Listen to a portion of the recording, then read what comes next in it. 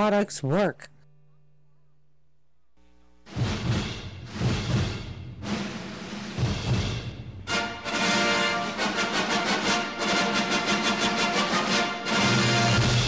And now, with the Larry Manetti Show movie report, it's our own Will Link. This better be good.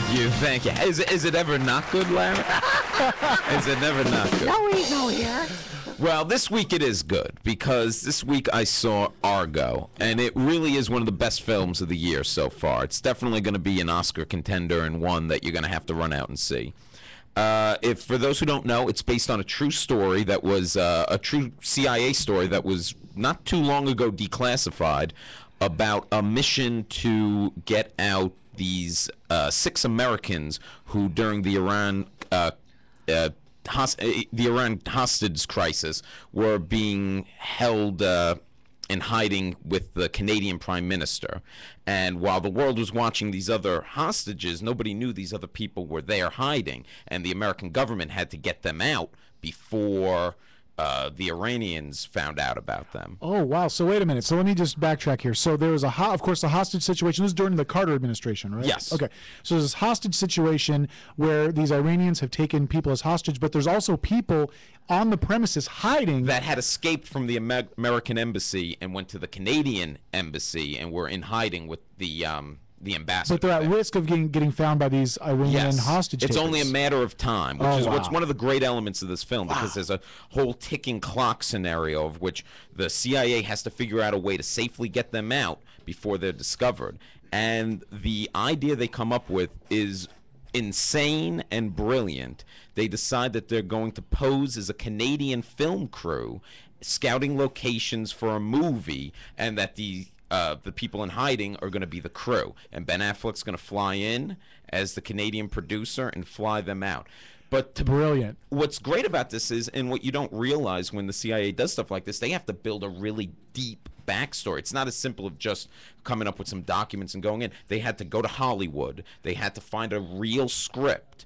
That they had to find real producers, and Alan Arkin plays the producer who gets involved and puts on the fake movie and all the fake promotion for it. And he's honestly, there's a lot of humor in the film because he's very funny. The CIA dealing with the Hollywood executives and makeup people and all that stuff. Sounds neat. Yeah, I can imagine. It's really great. And then when they finally get to Iran, the tension is really racketed up. So you have this contrast. You not only have this kind of lighthearted interaction with the CIA and the movie industry, but then once they get onto Iranian soil, pressure's on. Then the pressure's on. There's that clock, and they only have like 2 days to get them out of there. And will they do it? And there's some question whether the CIA wants to call it off, or will Ben Affleck go ahead with it? And Affleck also directed this film, and this is the 3rd film he's directed. And with each film, I think he's just getting better and better as a director. I liked Gone Baby Gone a lot. The Town, I thought, was phenomenal, and this one could be his best yet. Wow. What's amazing is that this is based on a true story. Yeah. It's how cool. I wonder how he found out about this, Ben Affleck. Yeah, I know that he was approached by the studio to direct. I'm not sure the origins of where the screenplay came from. Yeah. I know it was declassified during the Clinton administration. Yeah. And what's funny is all the people who participated in this mission, they could never take credit for it all these years until recently. Sure. You know, it's this kind of thing like you've been part of this big operation, but you can never tell anyone about it. Do they explain how they knew that these people were hiding? The Canadian ambassador got word to America. Oh, so, I can't wait to see that. Yeah, it's definitely really cool. worth Sounds a lot nice. of great. It also has a 70s, you know, it takes place in 1980 and has a 70s feel in the way it's shot. Even the opening had like the old 70s Warner Brother logo come up. So it kind of really puts you in that place and time. The opening sequence shows like the riot at the U.S. Embassy where all this happened, and immediately you're just put in the mindset of these people who know they're about to be taken hostage, who know they're going to have to escape. So you're with it from moment one. Wow. It's really thrilling. So what do you give it, Will? 2 thumbs up on that one? I give it 2 big thumbs up. 2 big thumbs Definitely up. go out and see Argo.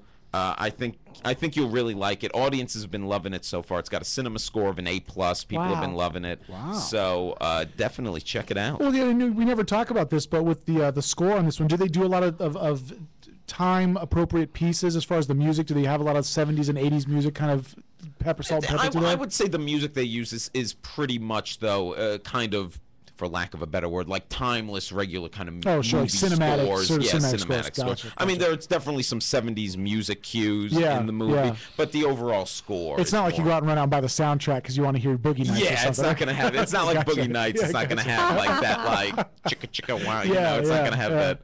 Cool, awesome. Definitely worth seeing. And for you, Eric, since you haven't been here, you missed my review of Looper. You have to go see Looper. I will absolutely I go think you'll see really Looper. like it. Yeah, I'm a big fan. How many thumbs up? Two, huh? Two big thumbs up. Two big Three. Thumbs up. You're gonna see this one around Oscar time, I think. I don't know whether it'll win, but it'll definitely be in the mix. Who else is in it besides Ben Affleck? Ben Affleck, Alan Arkin's great. John Goodman's terrific in it as it. well. I like John Goodman. He's been popping up a lot more lately. I felt like he went away for a little while. Sure did. I've always been a fan of his. He's great in it. He plays a makeup artist who helps them out. Oh, funny. And Bryan Cranston's in it as well, and he's always phenomenal. He plays one of the directors at the CIA. So, well, we all have. Hey, everybody, let's meet at the movie theater. That's exactly right. Starting.